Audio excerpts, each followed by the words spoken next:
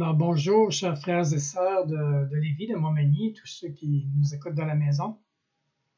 Eh bien, on est rendu à notre dernière capsule de notre étude de l'ombre à la réalité, qui a été une étude en fait de l'Épître aux Hébreux. C'est notre 18e et dernière capsule et ça a été vraiment un sujet rempli de contenu qui était vraiment, comment je pourrais dire, riche. On pourrait dire des perles dans la parole de Dieu. Alors, j'aimerais qu'on commence ce matin en faisant un peu le survol de cette lettre-là.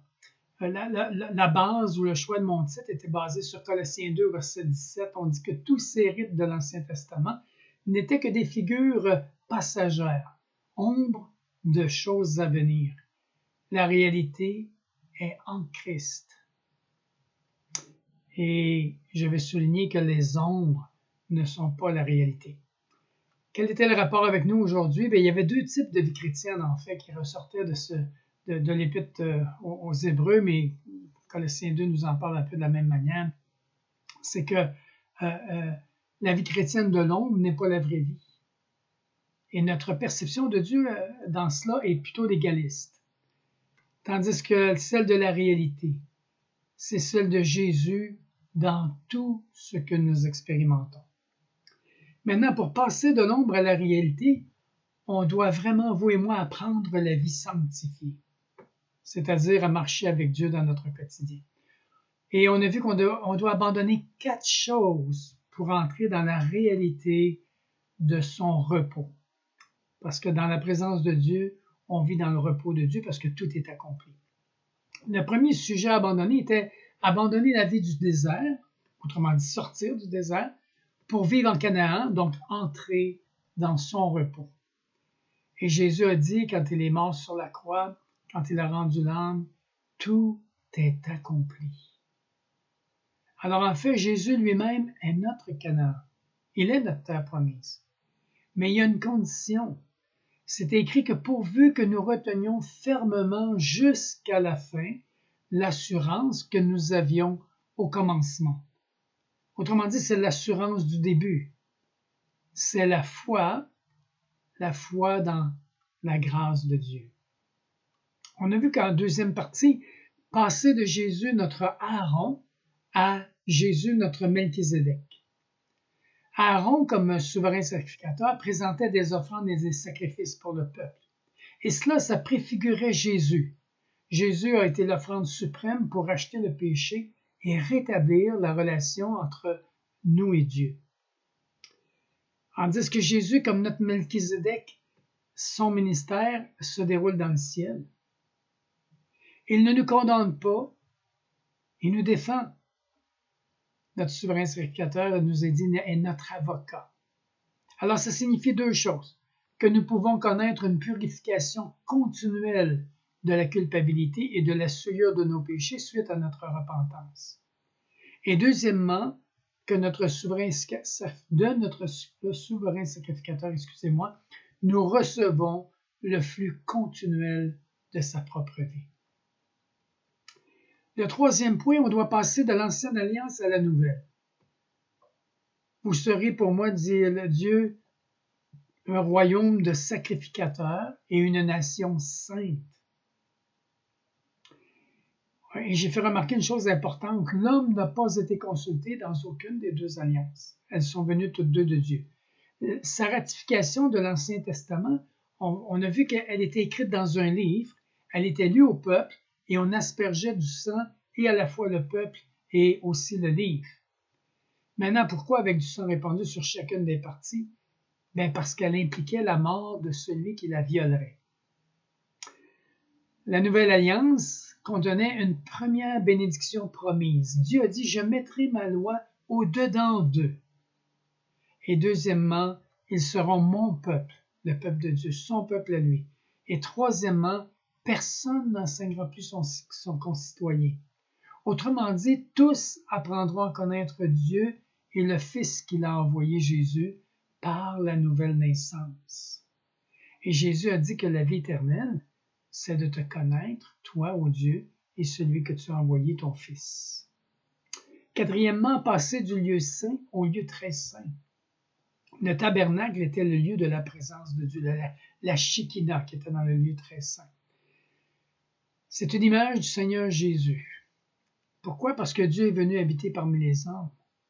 Il est dit dans l'Ancien Testament, on lui donnera le nom d'Emmanuel, ce qui signifie Dieu avec nous. C'est la représentation de Jésus. Jésus, c'est Dieu venu habiter parmi les hommes. Maintenant, que signifient les deux parties du tabernacle, le lieu saint et le lieu très saint? À l'époque de l'Ancien Testament, les sacrificateurs ne pouvaient pas franchir une certaine limite dans leur relation avec Dieu, et le lieu saint représente cette époque-là. Tandis que le lieu très saint représente notre époque aujourd'hui actuelle, celle du Nouveau Testament. C'est dit que Dieu nous offre un meilleur sanctuaire, de celui qui était terrestre à celui qui est céleste. Et celui qui était céleste, le céleste, c'est-à-dire, a été inauguré par un événement majeur. Le voile, c'est-à-dire la chair de Jésus, a été déchiré du haut vers le bas et l'entrée dans le lieu très saint est devenue désormais possible pour tous. C'est dit une route nouvelle et vivante au travers du voile et Dieu nous est devenu favorable. Pourquoi? Parce qu'on se retrouve dans le lieu très saint devant le propitiatoire, c'est-à-dire là où Dieu est propice. On l'appelle le trône de la grâce. Il est propice. Pourquoi? Par son sang, Jésus nous a ouvert cette route. Il est propice au point de venir vivre en nous et nous sommes devenus, frères et sœurs, le temple de son esprit sur la terre. Que représentait le fait de vivre dans la première partie, c'est-à-dire le lieu saint? Bien, le mobilier représentait trois choses dont Jésus a affirmé en être la réalité.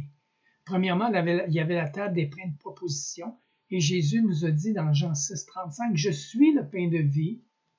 Il y avait le chandelier à 7 branches aussi. Et dans Jean 9, Jésus nous dit « Je suis la lumière du monde ».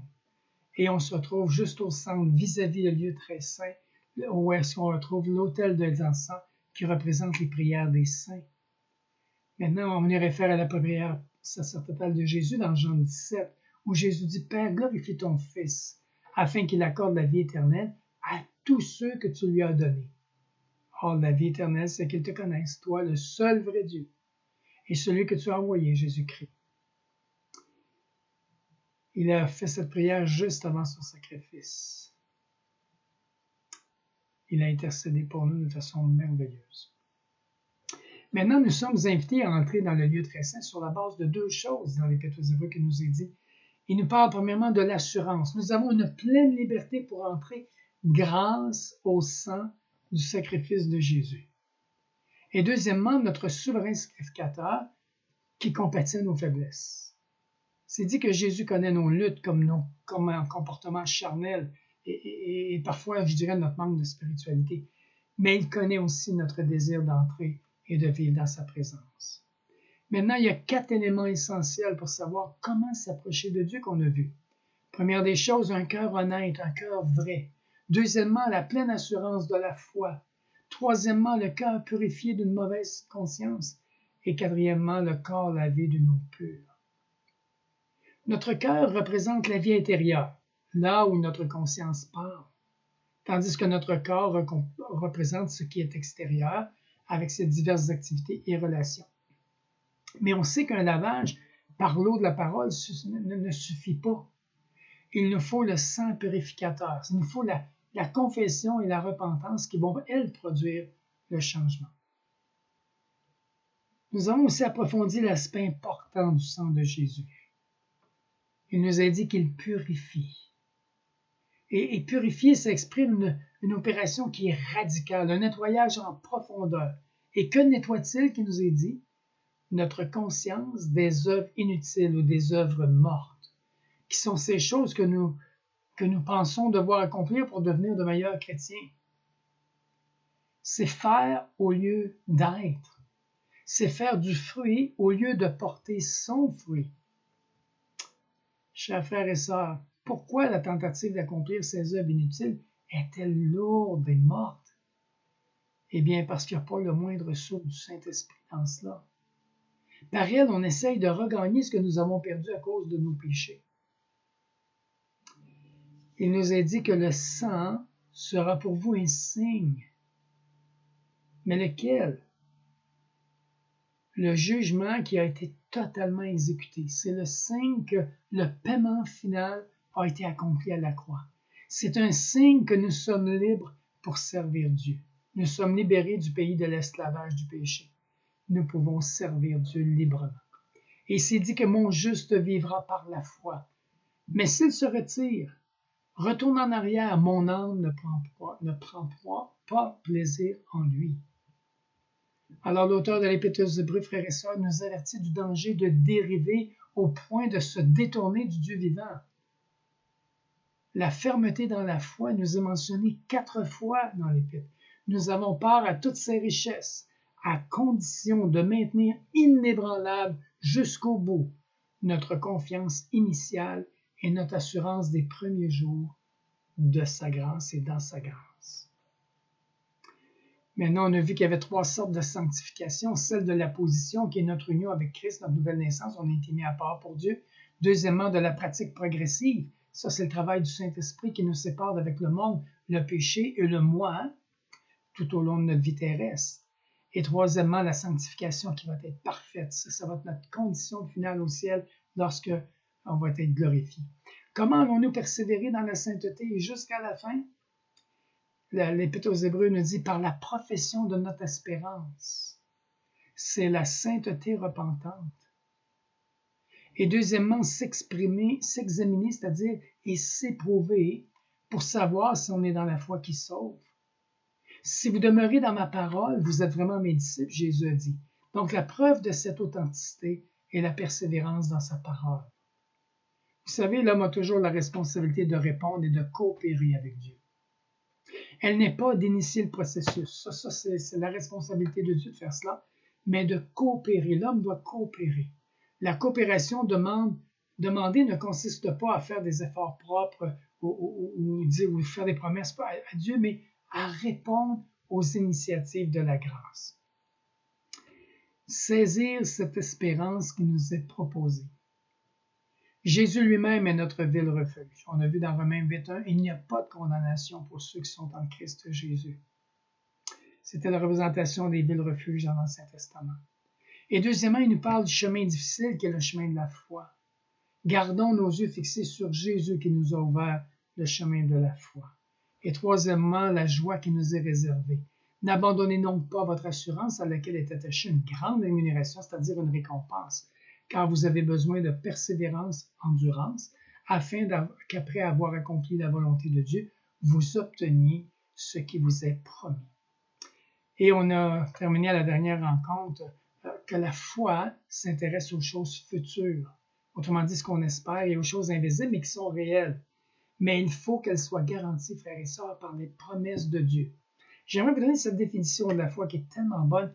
La foi, c'est croire ce que tu sais au lieu de ce que tu vois. La foi, c'est croire ce que tu sais au lieu de ce que tu vois. Elle nous permet d'endurer jusqu'à la fin et de faire les sacrifices nécessaires et on ne s'en sent pas trahi si l'accomplissement est retardé jusqu'à la résurrection. Et on a vu à travers le panthéon des exemples de l'Ancien Testament que toutes ces personnes-là avaient une chose en commun. Ils ont eu cette foi, ils ont persévéré et ont été approuvés par Dieu. Ils ont cru que l'Éternel était avec eux et qu'il y avait ce qui est meilleur, la résurrection. La pleine réalisation de ce que Dieu La pleine réalisation de ce que Dieu nous a préparé ne nous sera jamais accordée dans cette vie ici-bas, mais seulement au ciel devant le trône de Dieu et de l'agneau, dans nos corps glorifiés. Dans la course de notre vie chrétienne, notre objectif n'est pas de gagner la course, mais d'atteindre la fin du parcours, d'achever la course, comme dit notre frère Paul. Alors ce matin, nous concluons avec 1 Corinthiens 9, verset 25, une couronne qui ne se flétrira jamais. Et Hébreux 12, verset 5 à 13, où les dieux nous parlent des moyens pour nous faire participer à sa sainteté. Alors frères et sœurs, il y a un prix. Dieu nous dit qu'il y a un prix dans 1 Corinthiens 9, 25. Tous les athlètes s'imposent une discipline sévère dans tous les domaines pour recevoir une couronne qui pourtant sera bien vite fané, alors que nous aspirons à une couronne qui ne flétrira jamais. Alors, une couronne, ça nous fait penser tout de suite aux Jeux olympiques, où est-ce qu'on remettait une couronne au vainqueur. Et ce n'était pas de médaille d'or à l'époque, mais une couronne de feuilles de laurier qu'on déposait sur la tête du vainqueur. Mais cette couronne-là de feuilles d'olivier se fanait rapidement. Il y a des récompenses aussi, des pénalités aussi d'autre part de la vie chrétienne. Il y a ceux qui la terminent en ayant acquis une maturité dans la grâce et d'autres qui abandonneront totalement la course. Et 1 Corinthiens 3 traite exactement de cela. L'image utilisée est celle d'une maison dont les fondations sont Jésus-Christ. La question est de savoir ce que nous avons construit sur cette fondation et quels matériaux nous avons utilisés, quelle structure nous avons édifiée. Alors pour certains chrétiens, si la fondation est bien Christ, la structure est plutôt celle de la chair, c'est-à-dire de nos actions, nos réactions, les efforts de notre moi égocentrique et orgueilleux. Il y aura cependant un moment où tout sera jugé, Jésus nous dit, par le feu. Paul, à 1 Corinthiens 3, versets 14 et 15, nous dit ceci: si la construction édifiée sur le fondement sort indemne de l'épreuve, son auteur sera récompensé. Si elle est consumée, point de récompense pour lui. Lui, personnellement, sera sauvé, mais tout juste, comme un homme qui réussit à s'échapper d'un incendie de justesse. Alors, il y a 3 types d'œuvres qui nous sont mentionnées dans l'Épître. Et il y a les œuvres utiles, il y a le service utile, en soi on parle des œuvres, mais c'est le service utile, d'une vie qui résiste à l'épreuve du feu. Le serviteur est acquitté du tribunal de Christ et reçoit une récompense, gloire à Dieu. Mais par contre, il y a les œuvres inutiles. Dans ce cas, le serviteur subit une perte. Il sera sauvé, mais comme en étant sauvé de justesse. Et l'œuvre de destructeur. Il faut savoir que c'était introduit dans l'Église de Corinthe des docteurs dont l'enseignement entraînait davantage au péché qu'à la sanctification. Et Paul leur adresse vraiment un sévère avertissement. Il dit, si quelqu'un détruit le temple de Dieu, Dieu le détruira. Regardant Jésus, ça c'est excessivement important pour vous et moi. Au chapitre 12, versets 2 à 4, il dit, gardons les yeux fixés sur Jésus qui nous a ouvert le chemin de la foi et qui l'apporte à la perfection, parce qu'il avait en vue la joie qui lui était réservée. Il a enduré la mort sur la croix en méprisant la honte attachée à un tel supplice, et désormais il siège à la droite du trône de Dieu. Pensez à celui qui a enduré de la part des hommes pécheurs une telle opposition contre lui pour que vous ne vous laissiez pas abattre par le découragement. Mais vous n'avez pas encore résisté jusqu'à la mort dans votre lutte contre le péché. Chers frères et sœurs, nous devons courir en regardant Jésus seulement.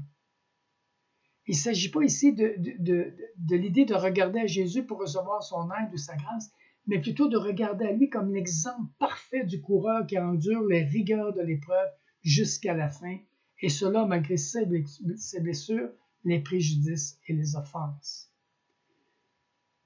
Jésus est notre modèle. Il est notre exemple de brisement et d'humilité. Là où l'on abandonne nos droits.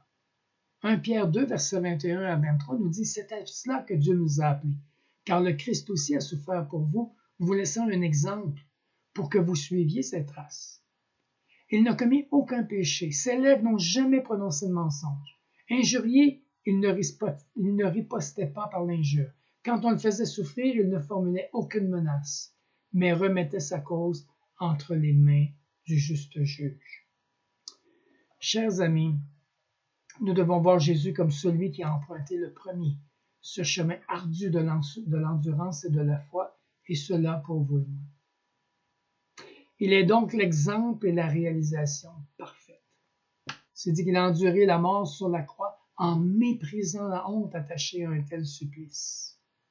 J'aimerais vous faire remarquer qu'il aurait pu faire machine arrière, Jésus, puisqu'il y avait 12 légions d'anges qui attendaient qu'un seul mot de lui. Ça, c'est ce qui est écrit. Mais non, Jésus a enduré l'hostilité. Il a accepté d'être regardé comme un criminel, chers frères et sœurs.